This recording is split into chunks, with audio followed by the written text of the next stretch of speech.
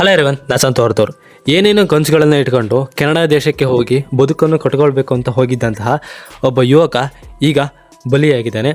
ಆ ಗುಂಡಿನ ಏಟಿಗೆಗೆ ಅಲ್ಲೇ ತನ್ನ ಪ್ರಾಣವನ್ನು ಬಿಟ್ಟಿದ್ದಾನೆ. ಆತ ಯಾರೆಂಬುದು ಗೊತ್ತಾಗದ ರೀತಿಯಲ್ಲೇ ಆತನನ್ನು ಗುಂಡಿನಿಂದ ಹೊಡೆದಾಕಿದ್ದಾರೆ.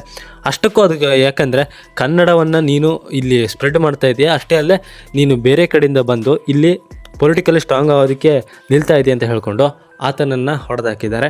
ಅಷ್ಟಕ್ಕೂ ಆತ ಮಾಡ್ತಿದ್ದಾದರೂ ಏನು, ಆತನ ಮೇಲೆ ಅಷ್ಟೊಂದಾದರೂ ಕೋಪ ಯಾಕಂದರೆ ಸುಮ್ಮನೆ ಆತನನ್ನು ಹೊಡೆದಾಕಿದ್ದಾರೆ ಅಂದರೆ ಇಲ್ಲಿ ಏನೋ ಒಂದು ಬಲವಾದ ಕಾರಣ ಇರಬೇಕಲ್ವ, ಏನು ಅನ್ನೋದ್ರ ಬಗ್ಗೆ ಎಲ್ಲ ಈ ವಿಡಿಯೋದಲ್ಲಿ ನೋಡ್ತಾ ಹೋಗೋಣ. ಅದಕ್ಕಿಂತ ಮುಂಚೆ ನೀವು ನಮ್ಮ ಚಾನಲ್ಗೆ ಸಬ್ಸ್ಕ್ರೈಬ್ ಆಗಿಲ್ಲ ಅಂದರೆ ಈಗಲೇ ಸಬ್ಸ್ಕ್ರೈಬ್ ಆಗಿ. ಮೊದಲಿಗೆ ಇಲ್ಲಿ ಕೆನಡಾದಲ್ಲಿ ಸಾವನ್ನಪ್ಪಿರ್ತಕ್ಕಂಥವನ ಹೆಸರು ಚಂದನ್ ಅಂತ. ಸುಮಾರು 37 ವರ್ಷ, ಬೆಂಗಳೂರಿನ ನೆಲಮಂಗಲದ ತ್ಯಾಮಗೋಡು ಗ್ರಾಮದವನು. ಇಲ್ಲೇ ತನ್ನ ತಂದೆ ತಾಯಿ ಇಬ್ಬರು ಕೂಡ ಇಲ್ಲೇ ನೆಲೆಸಿರ್ತಾರೆ. ತಂದೆ ಒಬ್ಬ ರಿಟೈರ್ಡ್ ಶಿಕ್ಷಕ, ತಾಯಿ ಮನೇಲಿ ಕೆಲಸ ಮಾಡ್ತಿದ್ದವರು. ಇವನು ಈ ಚಂದನ್ ಎನ್ನುವಂಥವನು 7-8 ವರ್ಷದಿಂದ ಈ ಕೆನಡಾದಲ್ಲಿ ಕೆಲಸ ಮಾಡ್ತಾ ಇರ್ತಾನೆ. ಕೆನಡಾದಲ್ಲಿ ಕೆಲಸ ಮಾಡ್ತಾ ಅಂದರೆ L&T ಕಂಪನಿಯಲ್ಲಿ ಕೆಲಸ ಮಾಡ್ತಾ ಇರ್ತಾನೆ. ಒಳ್ಳೆ ಸ್ಯಾಲ್ರಿ ಕೂಡ ಇತ್ತು. ಈತ ಏನು ಮಾಡ್ತಿರ್ತಾನೆ ಅಂದರೆ, ಈಗ ಹೋಗಿ ಸಖತ್ತು ವರ್ಷ ಆಗಿತ್ತಲ್ಲ, ಈತ ಯಾರೇ ಕನ್ನಡಿಗರು ಹೋದರೂ ಕೂಡ ಅವರನ್ನು ಪೂರ್ತಿಯಾಗಿ ನೋಡ್ಕೊಳ್ಳೋದು ಎಲ್ಲ ವಿಚಾರವನ್ನು ಇವನೇ ಹ್ಯಾಂಡಲ್ ಮಾಡ್ತಿದ್ದ. ಅಷ್ಟೇ ಅಲ್ಲದೆ ಕೆನಡಾದಲ್ಲಿ ಕನ್ನಡಿಗರು ಜಾಸ್ತಿ ಇರಬೇಕು ಅಂತ ಹೇಳ್ಕೊಂಡು ಜಾಸ್ತಿ ಅದ್ರ ಬಗ್ಗೆ ಸಂಘಟನೆಗಳನ್ನು ಕಟ್ಟಿಕೊಂಡಿದ್ದ. ಕನ್ನಡ ಸಂಘಟನೆಗಳನ್ನು ಹೆಚ್ಚಾಗಿ ಅಲ್ಲಿ ಪ್ರೇರೇಪಿಸ್ತಿದ್ದ. ಹಾಗಾಗಿ ಇವನು ಹೆಚ್ಚಾಗಿ ಅಲ್ಲಿ ಗುರುತಿಸ್ಕೊಂಡು ಬಿಟ್ಟಿದ್ದ. 7-8 ವರ್ಷದಿಂದ ಅವನು ಅಲ್ಲಿದ್ದರಿಂದಾಗಿ ಸಾಕಷ್ಟು ಜನರಿಗೆ ಇವನು ಎಲ್ಲರಿಗೂ ಕೂಡ ಪರಿಚಯ ಆಗಿರ್ತಾನೆ. ಕನ್ನಡ ಜನರಿಗೆ ಸಾಕಷ್ಟು ಜನರಿಗೆ ಪರಿಚಯ ಆಗಿದ್ದರಿಂದ ಈ ಸ್ವಲ್ಪ ಟೈಮಲ್ಲಿ ಇವನು ಎಲೆಕ್ಷನ್ಗೆ ಕೂಡ ಹೋಗಬೇಕು, ಎಲೆಕ್ಷನಲ್ಲೂ ಕೂಡ ನಾನು ನಿಲ್ಲಬೇಕು ಅಂತ ಹೇಳ್ಕೊಂಡು ಪ್ಲ್ಯಾನನ್ನು ಮಾಡ್ಕೊಂಡಿರ್ತಾನೆ.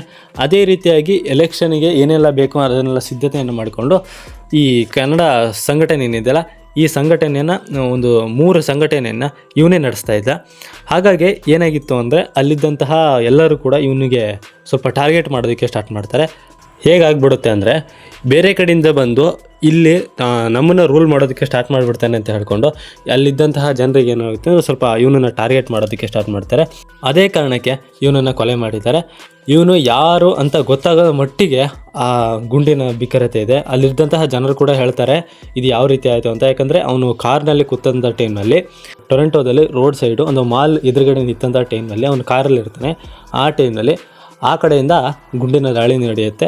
ಸುಮಾರು 7-8 ಬಾರಿ ಗುಂಡು ಹಾರುತ್ತೆ. ಅವನಿಗೆ ಅದರಲ್ಲಿ 5-6 ಗುಂಡು ಸೀದಾ ಹಣೆಗೆ ಹೊಡೆದಂಥ ಟೈಮ್ನಲ್ಲಿ ಅವನು ಅಲ್ಲೇ ಸಾವನ್ನಪ್ತಾನೆ. ಅವನನ್ನು ಹಾಸ್ಪಿಟ್ಲಿಗೆ ಕರ್ಕೊಂಡು ಹೋಗೋ ಟೈಮಲ್ಲೂ ಕೂಡ ಅವನು ಜೀವ ಬದುಕಿರಲ್ಲ ಅಂತ ಹೇಳ್ತಾರೆ.